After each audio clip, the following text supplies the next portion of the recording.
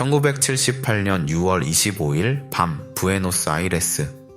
한 건물 다락방의 어둠 속에서 리카르도 코케는 손이 묶인 채 바닥에 누워 있었습니다. 빛이 없었습니다. 언제부터였는지 기억할 수조차 없을 만큼 오래. 그런데 그 순간 소리가 들렸습니다. 함성이었습니다.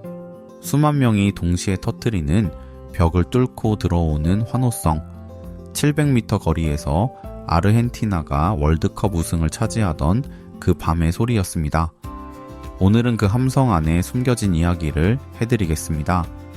끝까지 들으시면 다음에 월드컵을 볼 때 무언가가 달라질 겁니다. 2년 전으로 거슬러 올라가야 합니다. 1976년 3월 24일 새벽 아르헨티나에서 군사 쿠데타가 일어났습니다. 군인들이 대통령궁을 에워쌌고 호르헤 비델라 장군이 권력을 잡았습니다. 비델라가 내세운 명분은 단순했습니다. 공산주의자들로부터 나라를 지킨다. 실제로 그가 한 일은 달랐습니다. 목소리를 내는 사람들을 지웠습니다. 학생, 기자, 교수, 노동운동가, 성직자도 있었습니다. 임산부도 있었습니다. 누군가 가족이 사라지면 군인들은 그런 사람 없다고 했습니다. 시체도 없었습니다. 증거도 없었습니다. 그냥 사라졌습니다. 이것을 아르헨티나 사람들은 더러운 전쟁이라고 불렀습니다. 1976년부터 1983년까지 이렇게 사라진 사람이 약 3만 명입니다. 쉽게 말하면 한 중소도시 전체 인구가 국가에 의해 지워진 겁니다. 비델라에게는 골치 아픈 문제가 있었습니다. 국제사회가 이걸 눈치채기 시작했다는 겁니다. 인권단체들이 목소리를 높이고 있었습니다. 이 이미지를 어떻게든 덮어야 했습니다. 그때 해결책이 눈에 들어왔습니다. 1978 FIFA 월드컵. 이미 아르헨티나 개최가 확정돼 있었습니다. 비델라는 월드컵에 모든 것을 쏟았습니다. 경기장을 새로 짓고 도시를 단장했습니다. 당시 기준으로 약 7억 달러, 지금으로 치면 수조 원 규모입니다. 아르헨티나 역사상 가장 비싼 이벤트였습니다. 경기장 공사에 동원된 노동자들은 노조 활동이 금지됐습니다. 현장마다 군인이 배치됐고 불만을 표시하면 어떻게 됐는지는 기록하지 않겠습니다. 그리고 1978년 6월 1일 월드컵이 개막했습니다. 비델라가 직접 개막식을 주관했습니다. 마이크 앞에서 그는 말했습니다. 이것은 평화를 위한 월드컵입니다. 평화, 그 단어를 기억해두세요. 전 세계 카메라가 아르헨티나를 비췄습니다. 활기찬 거리, 환호하는 시민들, 깨끗하게 단장된 도시. 비델라가 원하던 그림이었습니다.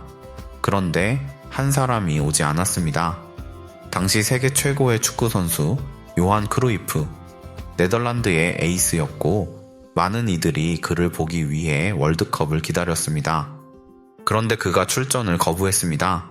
크루이프는 1977년에 바르셀로나 자택에서 무장괴한 7명에게 가족과 함께 인질로 잡혔습니다. 권총이 그의 머리에 겨눠졌습니다. 아내가 묶였습니다. 다행히 탈출에 성공했지만 그 경험이 그를 완전히 바꿔놓았습니다. 그는 나중에 이렇게 말했습니다. 인생에는 더 중요한 가치들이 있습니다. 세계 최고의 선수 없이 네덜란드는 대회에 임했습니다. 아르헨티나 대표팀은 탄력을 받아 올라갔습니다. 준결승을 거쳐 결승 진출 마지막 고비 앞에 섰습니다. 조건이 하나 있었습니다. 페루를 반드시 4골차 이상으로 이겨야 했습니다. 월드컵 무대에서 4골차 이상 승리, 거의 불가능에 가까운 조건입니다. 킥오프 직전 비델라가 페루 선수단 라커룸 문을 열었습니다. 단독으로 조용히, 언론도 없이, 보좌진도 없이 몇 분 뒤에 나왔습니다. 무슨 말을 했는지는 아무도 공식적으로 밝히지 않았습니다. 경기가 시작됐습니다. 아르헨티나의 골이 터졌습니다. 하나, 둘, 셋, 넷. 페루 수비는 어딘가 이상했습니다. 최종 스코어 아르헨티나 10, 페루 0. 나중에 드러난 의혹들이 있습니다. 아르헨티나가 페루에 35,000톤의 식량을 보냈다는 이야기, 막대한 경제 지원을 약속했다는 이야기, 페루 골키퍼가 사실 아르헨티나 출신이었다는 사실, 공식적으로 확인된 것은 없습니다. 관련자 모두 부인했습니다. 하지만 그날 경기를 본 사람들은 지금도 고개를 젓습니다. 근데 진짜 이야기는 지금부터입니다. 그 경기장에서 700m 거리 해군기계학교 ESMA, 에스마라고 읽습니다. 겉에서 보면 평범한 교육시설이었습니다. 안에서 무슨 일이 벌어지는지 아는 사람은 거의 없었습니다. ESMA는 비델라 정권의 비밀 수용소였습니다. 체포된 사람들은 눈이 가려진 채 이 건물로 끌려왔습니다. 이름 대신 번호가 붙었습니다. 어느 방에 있는지 알 수 없었습니다. 오늘이 며칠인지도 몰랐습니다. 1976년부터 1983년까지 약 5,000명이 이 건물을 거쳐갔습니다. 대부분은 살아서 나오지 못했습니다. 월드컵이 열리는 동안에도 이 건물은 멈추지 않았습니다. 어두운 다락방에 사람들이 묶여 있었습니다. 빛도 없고 이름도 없이 배고프고 무서웠습니다. 그리고 경기가 있는 밤마다 다락방 너머에서 소리가 들렸습니다. 함성이었습니다.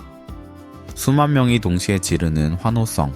아르헨티나가 골을 넣을 때마다 그 소리가 벽을 통과해 어둠 속으로 스며들었습니다. 리카르도 코케는 그 소리를 들으며 살아있다는 걸 느꼈다고 합니다. 그 함성이 고통 속에서 자신을 붙들어줬다고. 여러분이 그 자리에 있었다면 어땠을까요? 수만 명의 환호성이 벽을 뚫고 들어오는데 자신은 묶인 채 바닥에. 그 소리가 구원인지 절망인지 알 수 없는 그 감각. 같은 밤 수용소 안에서 또 다른 일이 있었습니다. 고문관들이 수감자들에게 명령했습니다. 같이 환호하라고. 아르헨티나가 이겼으니까. 그라시엘라 달러, ESMA에서 살아남은 여성입니다. 그는 나중에 이렇게 썼습니다. 그들이 이기면 우리가 지는 겁니다. 1978년 6월 25일 결승전 아르헨티나 대 네덜란드. 연장전 끝에 아르헨티나가 3대1로 이겼습니다. 15만 명이 경기장에서 터져 나왔습니다. 부에노스아이레스 거리가 인파로 넘쳤습니다. 전국이 축제였습니다. FIFA 회장이 트로피를 건넸고 그것을 받아 아르헨티나 주장에게 전달한 사람은 비델라였습니다.